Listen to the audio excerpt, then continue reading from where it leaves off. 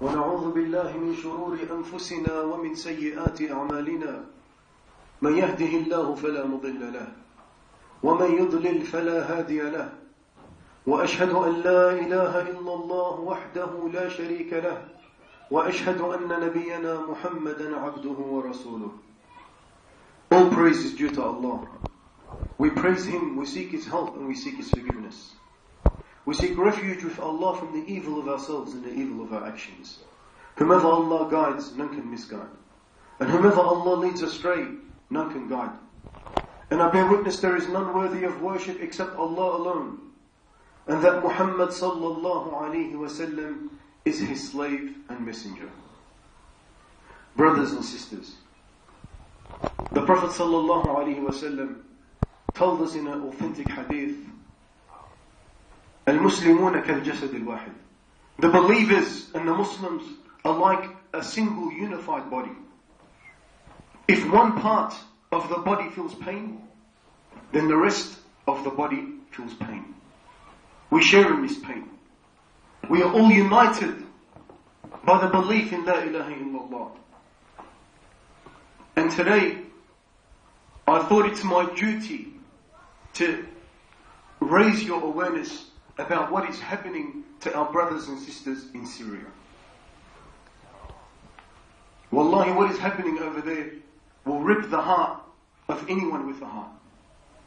Anyone that has a heartbeat or a soul will be devastated. It's unfortunate. And all of this, they are being fought because of their religion, because of Islam. The Shaykh, may Allah subhanahu wa ta'ala reward him, he went to visit the neighboring countries to Syria. He said, I met up with Syrians who were fortunate enough to have fled the devastation of what was happening over there. And this is not the case for everyone.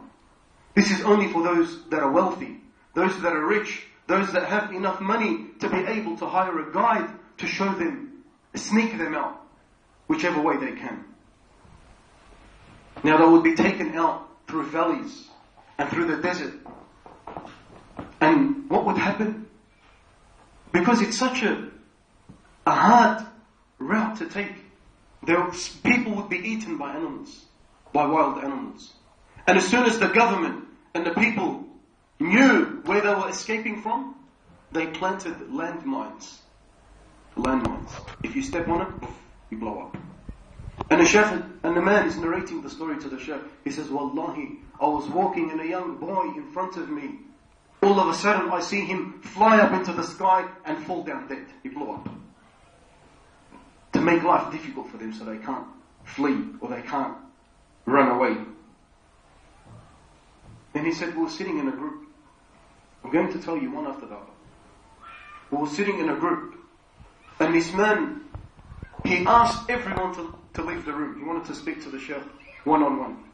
Because he was too ashamed of what had happened. He didn't want other people to know about what actually took place. He says, Ya Shaykh, he says, Wallahi, they came into my home. They came into my home and they raped me in front of my wife and my children.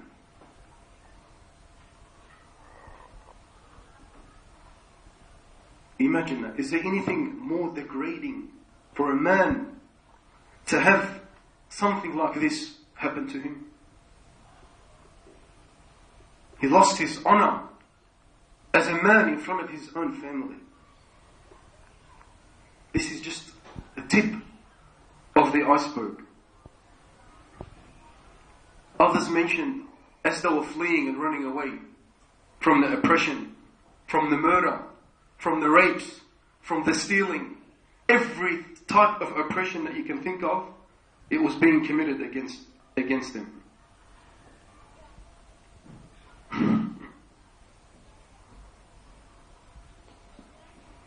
Anyway, there was a story once.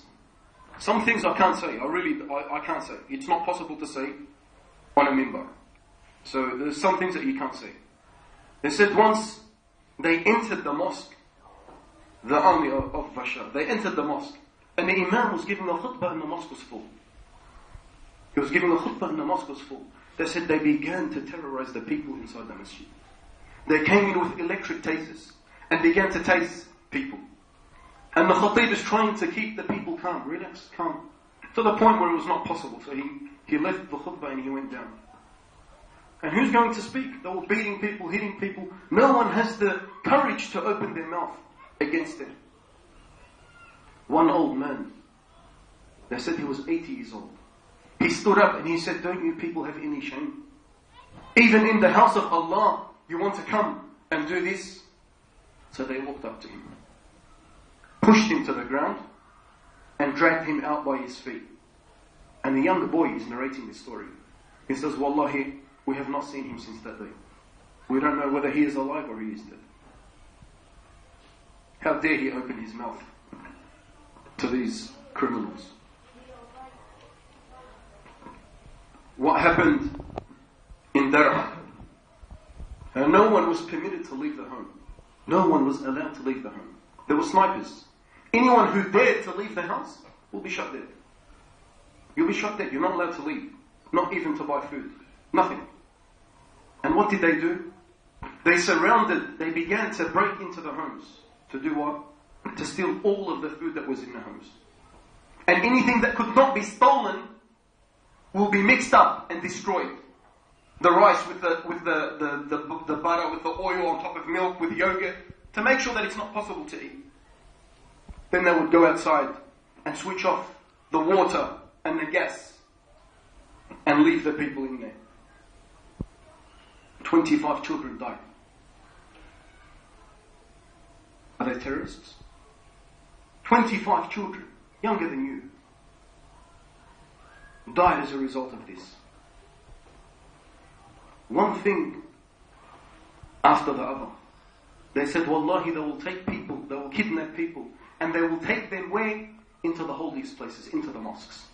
Where they will drink alcohol, commit zina, and rape people inside the mosque. And they said, Wallahi, we saw with our own eyes. They would write on the walls, cursing Abu Bakr and Umar and the companions.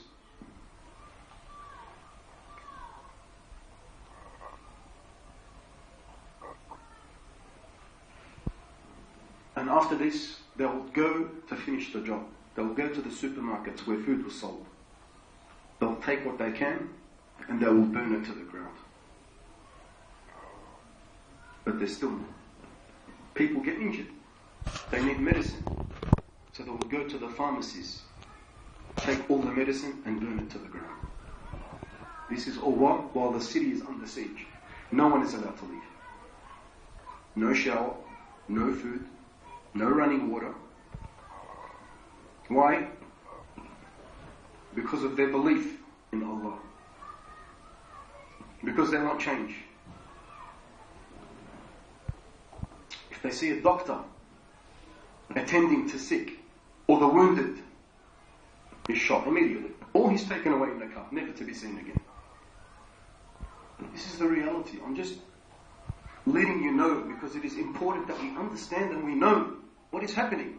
Don't be ignorant. Don't have your head in the sand, ignoring what's actually taking place. This is the reality. These aren't fairy tales. These are people that have actually experienced these stories talking about them. This brings us now to stories of torture.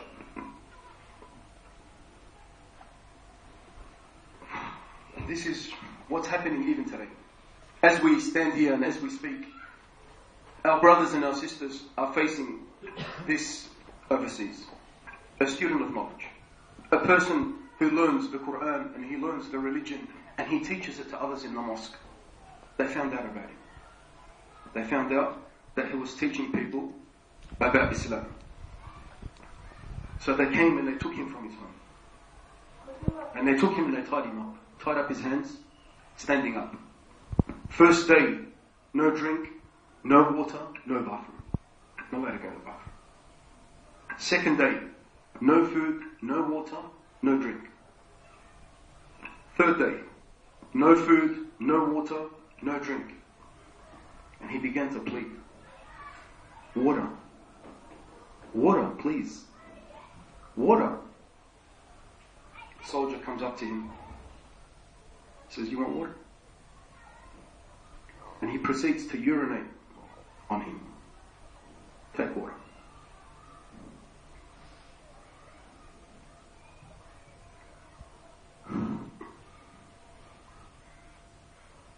Then there was a man, and they will do this intentionally. They will target women, not any women, women with hijab, women that fear Allah subhanahu wa ta'ala, women that know and recite the Quran. They will go into their house and kidnap a woman. And the father is saying this story. The father is talking to the sheikhs, narrating this story about his own daughter. He says, they came and they took my daughter. He says, Wallahi ya sheikh, me and my wife were going crazy. 2 days had passed, we don't know what's going on. Is she alive? Is she dead? He goes, I'll prefer that she was dead. I don't know what's going on, we're going crazy. He goes, then we get up the next morning and we find her in a rubbish bin in front of the house, naked and chopped up into pieces.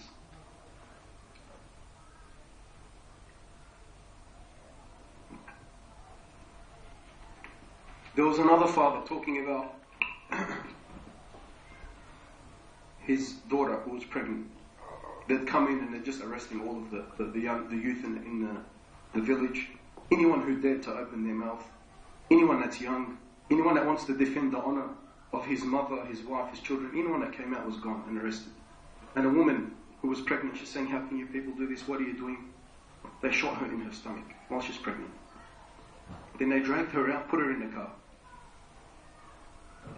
And then they brought her back in meat bags, chopped up into pieces, and put her in front of her parents' house.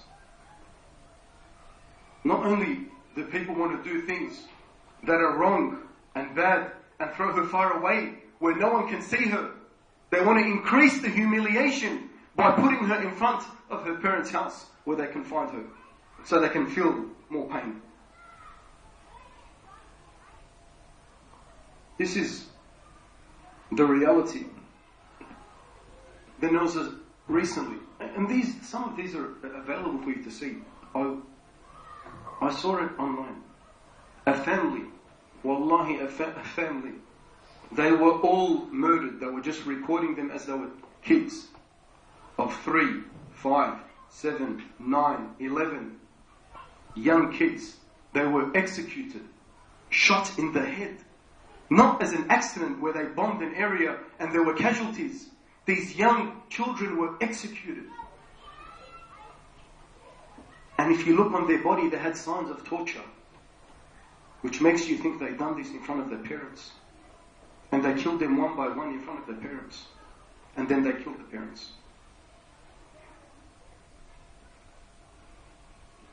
Open kufr. Open, clear. Do you want more than this?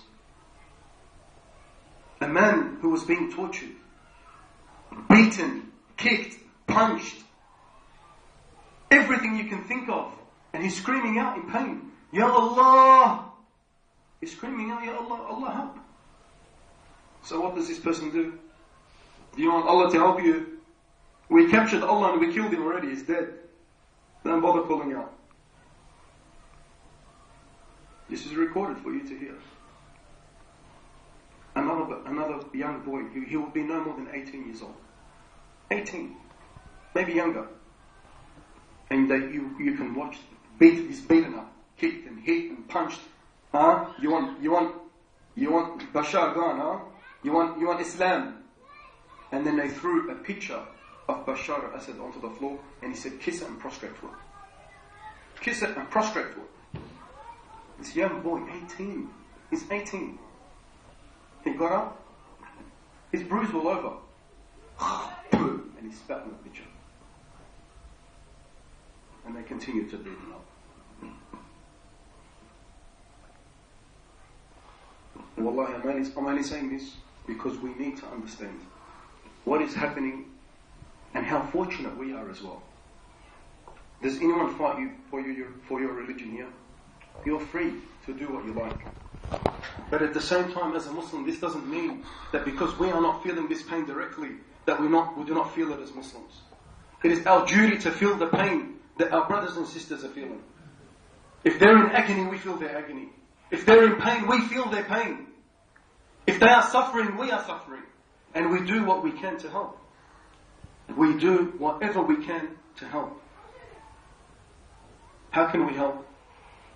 The Prophet ﷺ said, سلاح المسلم الدعاء. The weapon of the believer is dua. If you can't help with your wealth, if you can't help with anything else, the least that you can do, the absolute minimum that you can do is make dua for your brothers and sisters when you place your head on the floor in sujood. Knowing that this is the closest that you can be to Allah. And wallahi know, with absolute certainty, the oppression, every time it increases and every time it reaches a higher level, know that Allah subhanahu wa ta'ala is going to bring victory to the believers. 100%. Don't ever have doubt. This inshallah is cleansing.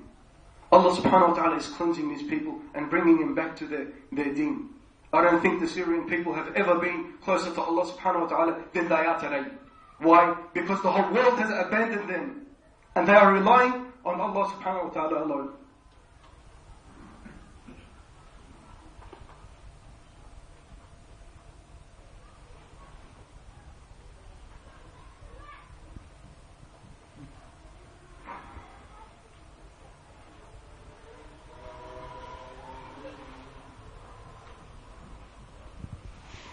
Okay, we'll leave it at that. سبحانك اللهم وبحمدك أشهد أن لا إله إلا أنت أستغفرك وأتوب إليك.